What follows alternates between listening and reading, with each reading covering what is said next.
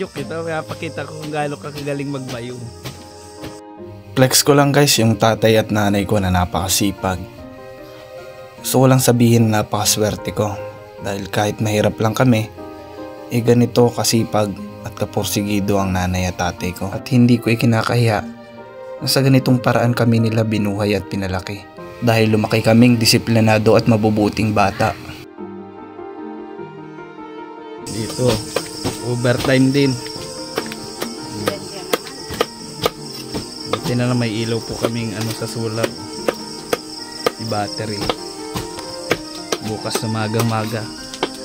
Ito naman. Ganyan kainit sa impyerno. Kaya piliin nyo maging mabuting tao.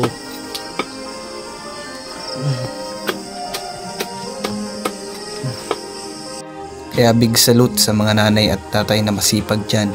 Kahit gaano kahirap ang buhay, mas pinipili nilang lumaban ng patas. Ikaw, proud ka rin ba sa nanay at tatay mo? Sige nga, mention mo nga sila.